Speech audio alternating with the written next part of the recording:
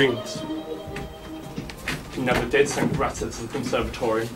But he meant well. Why did she go? Because you took the money. You took the money that was meant for Greta! Investments!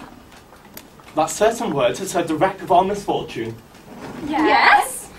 The money that Gregor brought home was not used after all. At the time, I'd been shrewd enough to invest some of it. Yes, yes. And now the brokers inform me the investments have grown. Oh, Father, how fortunate. We're beginning to need so many things. Whilst, however, it is sufficient for rent, etc., and putting some by for a rainy day, Oh, yes, that's most important. it will still be necessary to earn enough for our expenses. Of course. Let me work. I'm longing to go out to work. Yes, you could take up washing as your mother did back in the bad old days. But it's only till Gregor gets better. We don't know that. Taking in washing won't bring in much. It will help. Until I find a little job. I'm sure the old brain hasn't gone quite rusty. I can take up bookkeeping or stock checking at a warehouse. I should have started fresh instead of depending on him. Who was to know? I should have known. There's always something quite strange about Gregor. Gregor, strange. Yes, Gregor. I know he worked hard, but he never seemed to be quite part of it. Stood outside it somehow, as if to say, it's got nothing to do with me, this. It's got nothing to do with me, this. How can you say that when he's worked so hard? Oh, I know he worked hard. But did you see his face? It was hard with resentment. As if to say, it's for you I'm doing this. It's for you I'm doing this. Stop feeling guilty because we lived off him. He kept this house from crumbling. I don't want to hear you speak like that. If he toiled and slaved to something he resented, perhaps that's why he's left us now. Good night, Father. Mother. I've not left. I'm coming back soon. And I didn't resent anything. Even if I didn't keep much for myself, I didn't resent it. You make me feel so ashamed. I could hide away forever. If only I could speak to you, Greta. Thank you for coming in here and feeding me. I must gather all my strength. I must gather all my strength and speak to her. It's time to feed him, Greta.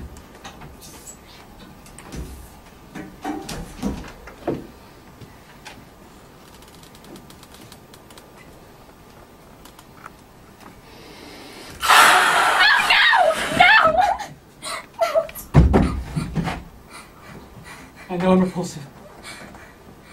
And I'll go on being repulsive. How good of you to come in here at all, Greta. Still, I don't like you anymore. How you come in here, open my window twice a day like there's an intolerable stench in here? Why did you run away like that? Surely you should be used to me by now. Anyone would think I was lying in wait to bite you. You must be terribly lonely. He tried to speak to me, but he couldn't. He just made a squeaking noise, and I ran out. As if he was something filthy and disgusting. My own Gregor. You're very brave, Greta. Usually he hides under the bed when I enter to clear through his room. As if he knows how lonesome he is. She's very good to him, the way she ministers to him. But today he just stood there in front of me. I felt sick. Perhaps he was trying to thank her. He just stares out the window. Stares out into his old world. He was always very polite. It's growing dimmer.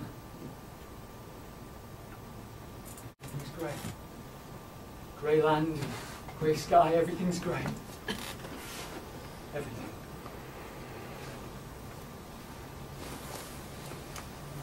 Right, up we get.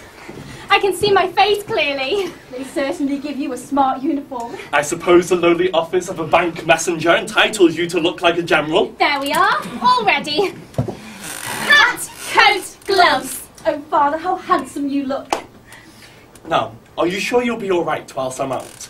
Of course we will. It's just, I don't like leaving you alone. Oh, Father, we're perfectly safe. Gregor's not going to bite us. What's he been doing? He seems to be sleeping a lot.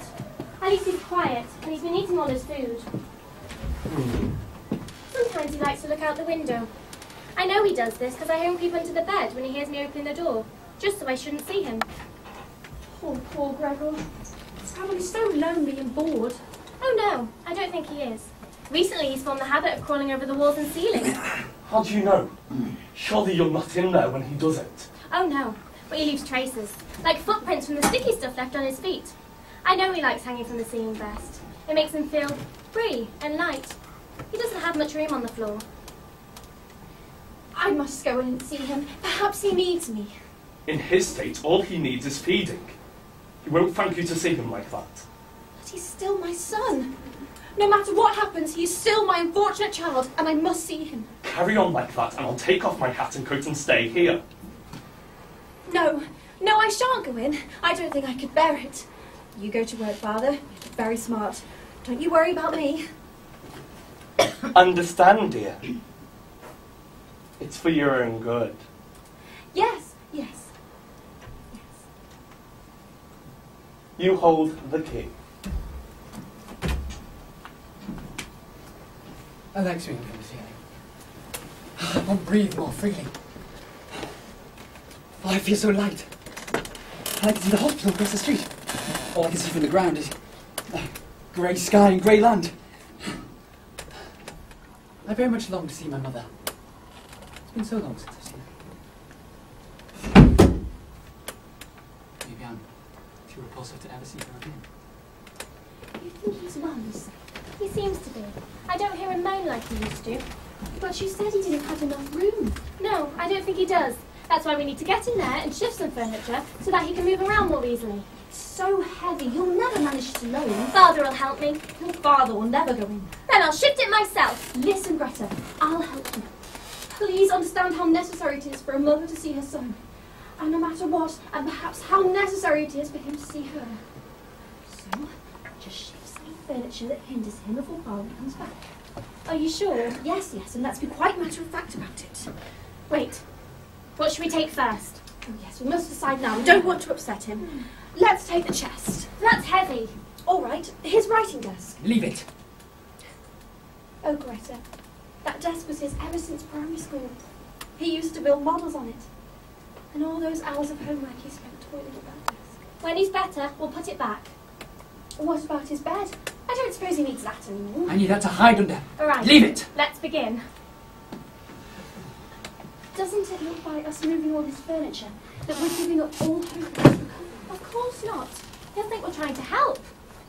Oh, I don't know. Maybe we're best leaving the room alone. Then, when he recovers, he'll find it exactly as it was and forget more easily what happened in between. No, Mother, I don't agree with you. I always hear him bumping into things. All right now, let's go in.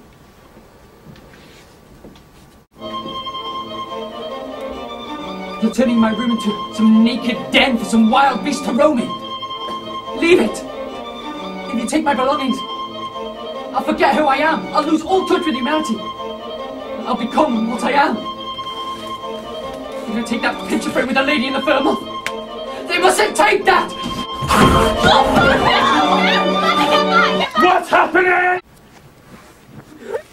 Hammond.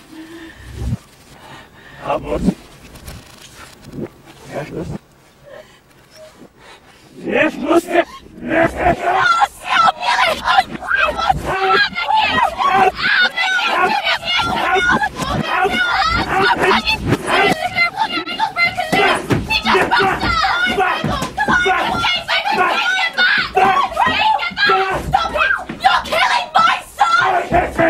It's something! It's okay. He's gone back. He's gone back. Could that have been you, Father? You used to lie there, sunken in your bed, when I left for work in the mornings. You, when I returned, could never raise to your feet, but only lift a feeble arm to greet me. You, who on a Sunday used to walk next to me and my mother shuffling along. with a cane, walking slower than the both of us. He threw the apple so hard, it sunk into my back. Look at him. The great general. Just sits reading the paper and sleeps. Doesn't care that you want to improve yourself. I can't stand him looking like that, all unshaven and scruffy. Come on, Father. You'll not sleep properly there. Let's get you to bed. Leave me in peace.